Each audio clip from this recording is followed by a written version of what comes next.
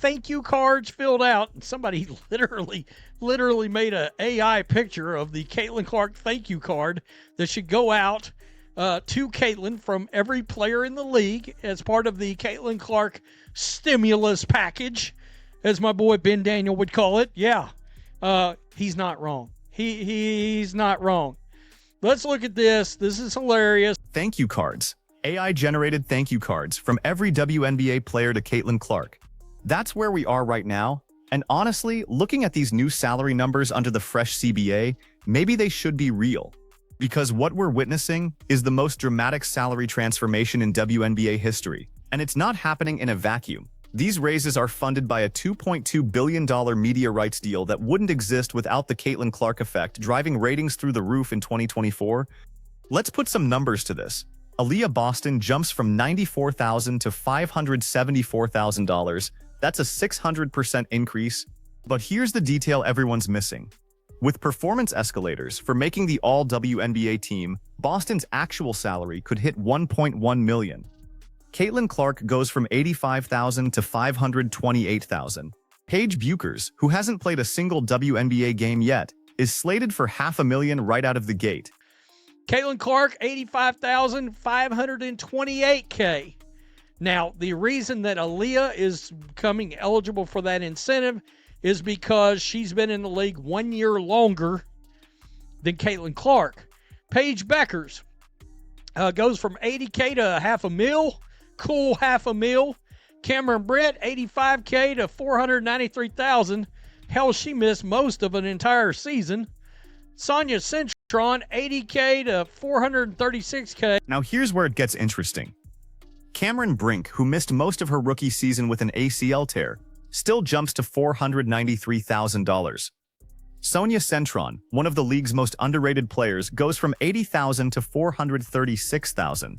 But the real story isn't just who's making more money, it's who's making less than expected. Angel Reese is getting paid less than Camila Cardoso. Let that sink in for a second.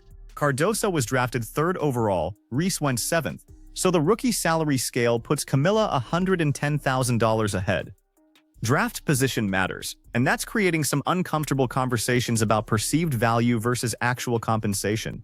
Reese built an entire personal brand around being Caitlin Clark's rival, sold out her own Reebok sneaker line, launched a podcast, hosted a festival that reportedly had dismal attendance, and yet her base salary sits at $376,000, while Cardoso collects $486,000. Fast, this is Spot Track, and this is the highest paid among the rookie classes involved here.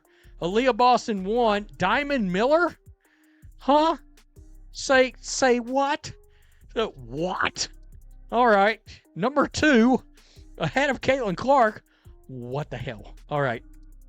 My girl Camila Cardoso, she making a cool $110,000 more than Angel Reese. Now, you may be... Diamond Miller making $536,000. That number jumped out at everyone who follows this league. She's the second highest paid player from the 2023 draft class, ahead of Caitlin Clark from the 2024 class. How does that work? Simple. She's been in the league 1 year longer, which makes her eligible for different escalator bonuses under the CBA structure. This is where the complexity of the new collective bargaining agreement reveals itself. It's not just about base salaries anymore. There are performance escalators, team success bonuses, all WNBA selections, all-star appearances, and championship incentives all stacking on top of each other. The players who maximize these bonuses could see their actual take-home pay double their listed base salary. But you have to earn it on the court, and you have to be on a team that can afford to pay those escalators without hitting luxury tax penalties. You got the thank you notes. Let's look at the pretty card. Oh, we even have like where to... Man, I got to tell you, AI, you're coming up in the world. You are. You're like 5 seconds away from activating Skynet at this point. Caitlin, thank you for the incredible energy, the passion, and the historic impact you brought to the WNBA. You've lifted the entire league. We're proud to call you our sister. With love and respect, the players of the WNBA, and how do you know? So where's this money actually coming from? That's the question nobody in the league office wants to answer directly, but the math is straightforward.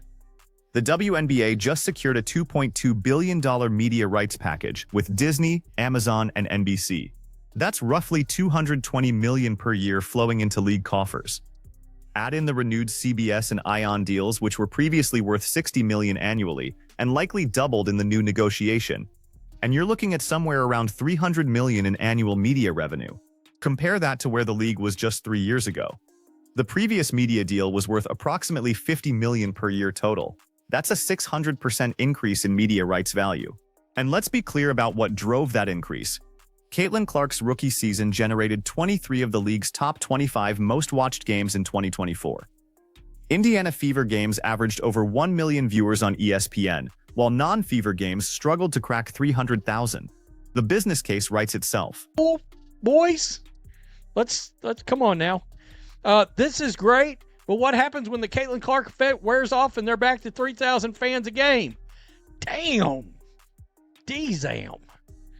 Wow. How the F is Cameron making more than Angel Reese? I don't know. Okay. We'll see here. We'll see. Angel Reese, $1 for every missed shot and rebound. Nice. Ooh. But here's the uncomfortable reality that's creating tension throughout the league. This salary explosion is directly tied to one player's drawing power, yet the benefits are distributed across the entire roster system. Veterans who've been grinding in this league for a decade, playing overseas in Russia or Turkey during the offseason just to make ends meet, are now seeing rookies walk in making $500,000 in their first year. Is that fair? Depends on who you ask. The veteran perspective says they built this league, survived on poverty wages, and deserve the biggest piece of this new revenue. The rookie perspective says they're the ones actually driving ratings and attendance right now, so they're earning every dollar. And caught in the middle is the awkward truth that 90% of this new money exists because of Caitlin Clark's popularity. But she's locked into a rookie-scale contract that pays her less than several players who can't sell out a high school gym. And extended a deal with CBS/ION. I don't know what that new deal, how much that media rights deal is. It was $60 million per year just for that part. I got to think it's got to be twice that now, maybe $120 million or something. My guess would be the media rights that they're working with right now is somewhere around $300 million a year. All right, so that's where this money is coming from. All right, it's always going to be media rights deals. That's the way it works. So anyway, pay up. The comment sections are absolutely brutal. One user wrote, "If equality was real, they'd be making $50,000. That's harsh, but it points to the fundamental economics that the WNBA has struggled with since its founding in 1997. The league has never been profitable on its own. It's been subsidized by the NBA for 27 years, operating at a loss that the NBA absorbs as part of its broader basketball ecosystem investment. The average WNBA team generates about $10 million in revenue annually. Compare that to NBA teams averaging $300 million. The gap is massive, and it's driven by basic market forces: attendance, viewership, and sponsorship dollars. But here's what changed in 2024. Caitlin Clark's presence drove Indiana Fever revenue up an estimated $40 million in one season. That's 4 times the typical team revenue, and it happened because she brought a college fan base with her that actually buys tickets and watches games. Program. Oh, shit. Now the players can't be getting detained by Russia. Brittany Griner doesn't find that joke funny. I hear he does not find that funny at all. Shame on you guys. Wow. Putin's like, damn, I'm going to have to pay y'all more money to get you over here now, huh? Yeah. Are they even playing ball in Russia anymore? Putin was paying real money. He was paying. The Russia reference in the comments is darker than it seems on the surface. For years, top WNBA players made more money playing overseas during the offseason than they did in the WNBA itself. Brittany Griner was making over $1 million playing for UMMC Ekaterinburg in Russia, while her WNBA salary sat at $227,000. That financial reality is why she was in Russia in February 2022 when she was arrested for cannabis possession, leading to a 10-month detention that required a prisoner swap to resolve. The overseas pipeline was how WNBA players survived financially, but it came with real risks. Foreign legal systems, political instability, lower safety standards, and separation from family for 8 months a year. The new CBA salary structure is designed to eliminate that necessity. If players can make $700,000 to $1 million in the WNBA, they don't need to chase Russian or Turkish money anymore.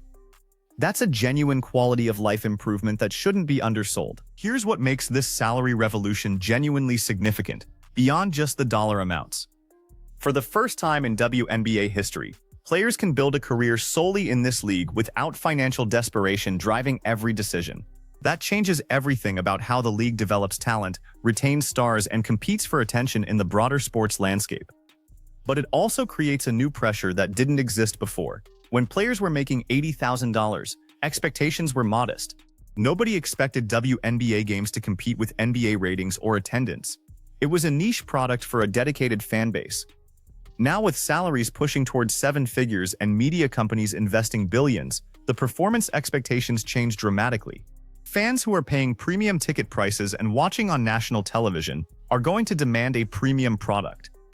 That's where the Caitlin Clark stimulus package comment hits differently.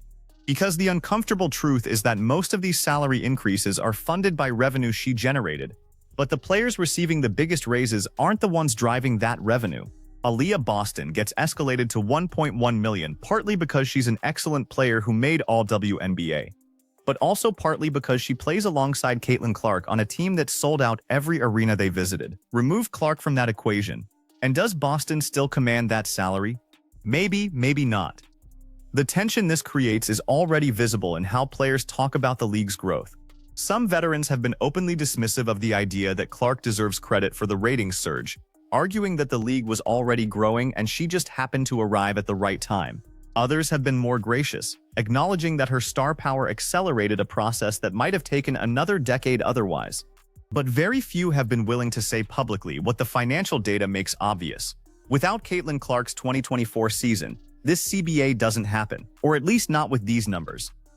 Look at the specific escalators built into the new CBA structure.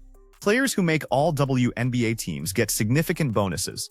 Players on championship teams get additional bumps. All-star selections trigger raises. These are all performance-based incentives designed to reward excellence, which sounds fair on the surface. But here's the complication. Those accolades are partly driven by media attention and fan voting, both of which are heavily influenced by team success and individual popularity. Caitlin Clark finished second in MVP voting despite being a rookie, made first-team All-WNBA, and led the league in assists. Those achievements trigger escalators, but they also happened because she played 40 games with massive media coverage and national television audiences analyzing every performance.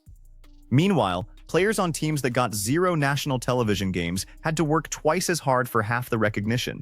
The system rewards visibility as much as skill, and visibility is not distributed equally. The international implications are equally significant. For decades, European and Asian leagues poached WNBA talent by offering better pay and better treatment. Now, with WNBA salaries rising, the leverage shifts. Players can demand better conditions overseas, or simply choose to stay home. That's already happening. Several top players who previously spent every offseason abroad announced they're staying in the United States this winter to rest and train. That's a direct result of financial security they didn't have before. But here's the question nobody wants to ask out loud. What happens when the Caitlin Clark effect wears off? Because it will, eventually. Maybe not next season or the season after, but at some point, the novelty fades, the casual fans move on to the next thing, and the WNBA is back to its core audience. When that happens, can the league sustain these salaries on its organic revenue? Or are we setting up for a financial reckoning in 3 to 5 years when the media deals come up for renewal? The comment that said, "What happens when the Caitlin Clark fad wears off and they're back to 3,000 fans a game," is brutal. But it's not entirely unfair. The 2024 season saw massive spikes in attendance and viewership, but they were heavily concentrated around fever games and matchups involving Clark. Non-fever games on the same networks often drew less than half the audience. That's not sustainable league-wide growth. That's one player carrying the entire league on her back. Angel Reese's situation perfectly captures the complexity here. She's making $376,000, which is life-changing money compared to the $74,000 she made as a rookie. But she's also watching teammates and rivals make significantly more while she's the one with the podcast, the sneaker deal, the festival appearances, and the social media following. From a pure basketball perspective, Camila Cardoso outplayed her in their rookie season. But from a business and marketing perspective, Reese generated more revenue for the league through her personality and brand. Which one should get paid more? The CBA doesn't care about your Instagram followers or your podcast downloads. It cares about draft position, years of service, and on-court performance metrics. That's probably the right approach for competitive integrity, but it creates weird situations where the player driving merchandise sales makes less than the player with better stats. And in a league that desperately needs to build individual star power to compete for attention, that might be counterproductive long-term. Think about the position this puts Caitlin Clark in specifically. She's making $528,000 in her second season, which is great money. But she's also the reason her teammates are making double what they'd make on any other roster. She's the reason the CBA negotiations resulted in massive raises across the board, and she's the reason media companies invested $2 billion in the league's future. And yet she can't say any of that publicly without being labeled arrogant or divisive. So she stays quiet, plays basketball, and watches everyone else benefit from the ecosystem she created. The thank you card joke hits because it's true. Every player in the WNBA is making more money because of what Caitlin Clark accomplished in 2024. That's not opinion, that's documented financial reality. The media deals were negotiated based on projections of continued growth driven by her star power. The CBA raises were funded by revenue she generated. And the league's mainstream relevance exists because she brought millions of casual fans who'd never watched a WNBA game before. So the real question isn't whether these salaries are deserved or sustainable. The real question is whether the WNBA can build a foundation strong enough to outlast its current superstar. Because right now, this entire financial structure is built on the assumption that Caitlin Clark stays healthy, stays popular, and stays in the league for the next decade. If any of those assumptions break, the whole thing comes crashing down. What do you think happens 3 years from now when these media deals come up for evaluation? Do the networks see continued growth across the entire league, or do they see one player propping up ratings while everyone else struggles to draw viewers? And more importantly, how does the league build other stars who can share that burden? Because if Caitlin Clark is still the only player casual fans recognize in 2027, the WNBA hasn't actually grown. It's just become more dependent on one person. Drop your thoughts in the comments. Are these salaries justified by the product on the court? Or are players getting paid based on one rookie's drawing power? And should Caitlin Clark be making significantly more than everyone else given her impact on league revenue? Let me know where you stand and make sure you're subscribed because this conversation is just getting started.